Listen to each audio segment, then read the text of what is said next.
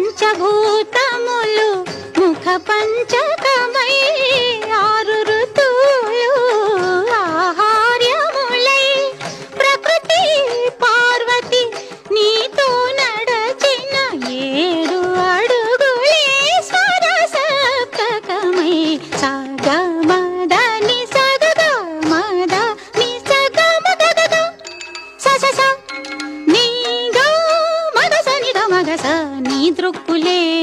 అటు అష్టదిక్కులై నీ వాక్కులే నవరసములై తాపసమంద